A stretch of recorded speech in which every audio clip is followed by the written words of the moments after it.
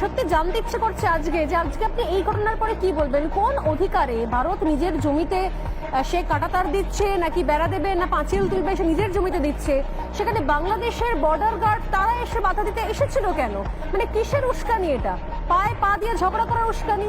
একটা যুদ্ধ করানোর জন্য একটা সুরসুরি দেওয়া? ভারত তো যুদ্ধ করতে চাইছে না, কোনোভাবে কোনো পদক্ষেপ নিচ্ছে না। এটা কি ধরনের ব্যবহার হলো? এটা কি ধরনের পদক্ষেপ? কি বলবেন আপনি এটাকে? নমস্কার, আমি গর্বিত যে আমার বাংলাদেশে জন্ম হয়েছে এবং বাংলাদেশের বর্ডার গার্ড নিয়ে আমি সম্পূর্ণভাবে গর্বিত এবং আমি এই দেশকে ভালোবাসি। এই দেশের জন্ম আমার শত জন্মের কর্মের ফলে হয়েছে। কারণ বাংলাদেশের মতো একটা শক্তিশালী জন্মগ্রহণ করা একটা ভাগ্যের ব্যাপার, ভারতের মতো একটা দুর্বল দেশে জন্মগ্রহণ করা অন্য ব্যাপার।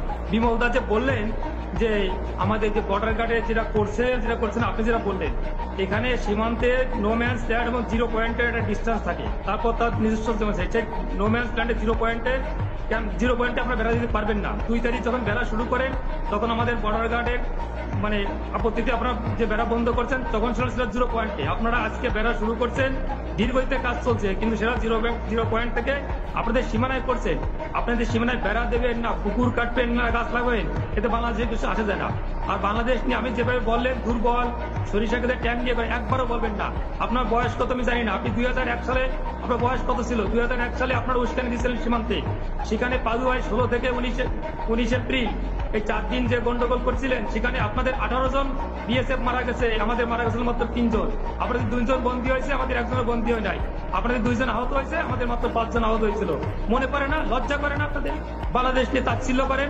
2001 সালে শিক্ষা হয় নাই, 2005 সালে আখাউড়া বর্ডারে গন্ডগোল করছিলেন, সেখানে আমাদের অ্যাসিস্ট্যান্ট কমান্ডার শ্রীমান জীবন কুমার